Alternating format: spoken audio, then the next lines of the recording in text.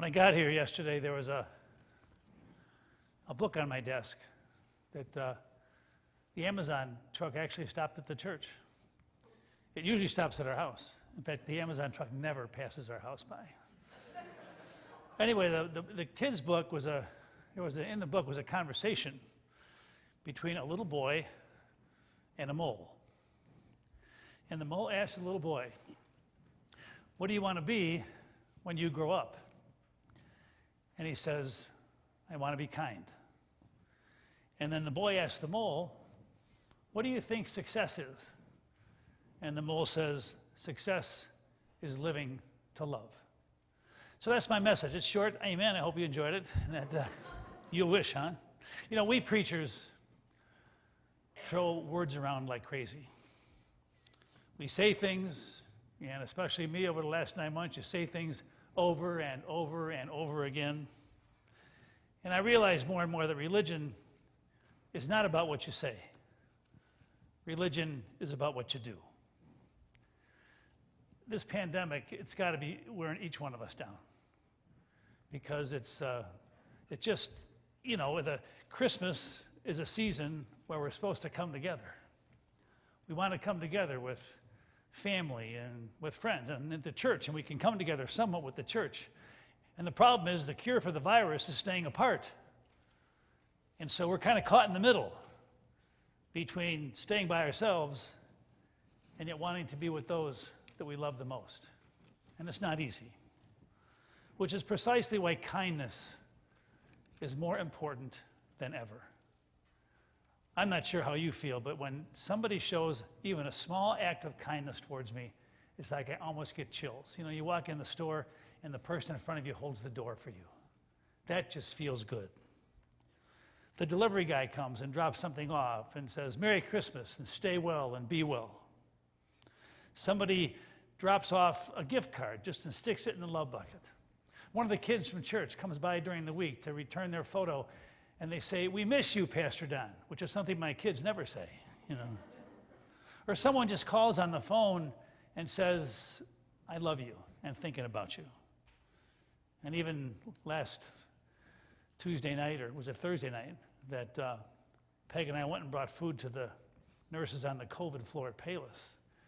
And when she came down to get the look in her face, the weariness, but also the gratitude and the joy. It's just stuff like that that holds us up during difficult times. Because kindness does have power.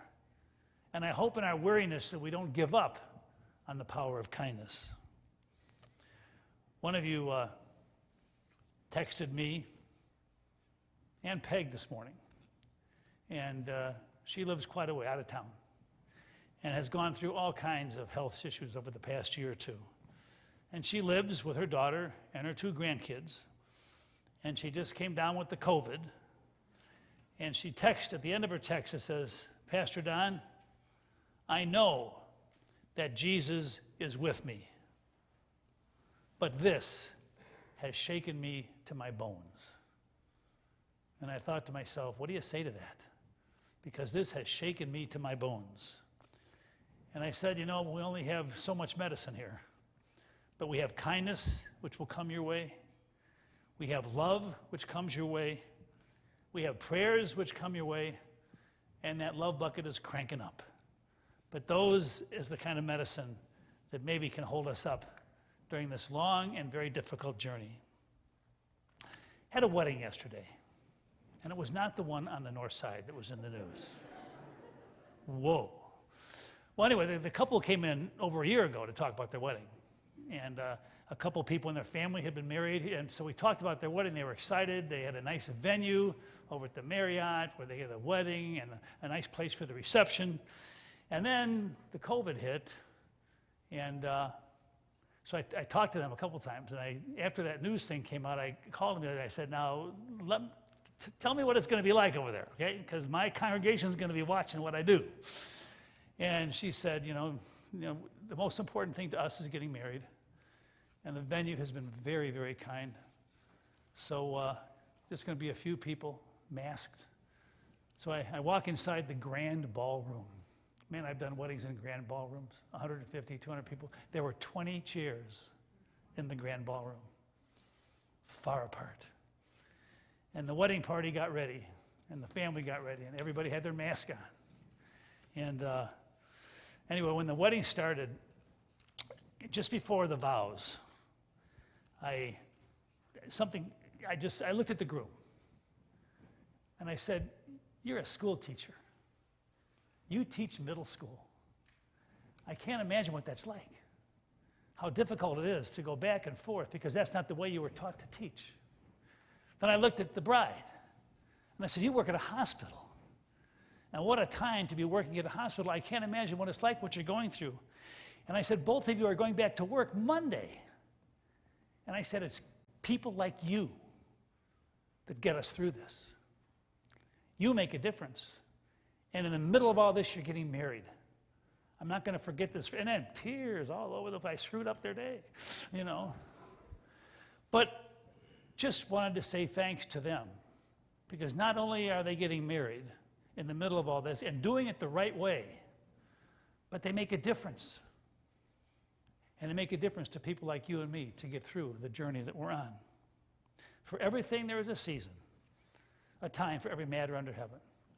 And speaking of Ecclesiastes, it was about 12 years ago that Dawn left us. We saw her beautiful picture just during the opening of the service. And I remember visiting Dawn and the family just 2 or 3 days before she died. And she looked at me, and she, even at the end, she had that smile. She looked at me and said, "I know, Pastor Don, Ecclesiastes is your favorite passage. Do me a favor, don't read it at my funeral." And she laughed, and I laughed. And Sunday morning, the phone rings. And I'm sitting at my desk, because that's the time that I do put down some actual thoughts for my sermon, believe it or not. And that's the time that I do it. And the phone rings, and it's Blair. And Blair said, Dawn just passed away. And he said, I know this is your time to get your act together, so don't feel like you got to come over. And I said, for everything, there is a season, a time for every matter. It's time to go over and see Blair and Dawn, and I did. I get back to church about 8:28, just in time for the 8:30 service. And I had no notes. I had not prepared a thing. I just had a lot of sadness inside my heart and soul. And when I came in that day, I looked at the tree, which was up, and I looked at the cross back there, and I looked at the manger scene, which was still there, and I realized you don't need notes to know what Christmas is all about. Because for everything, there is a season. And this is the season of rebirth. Amen.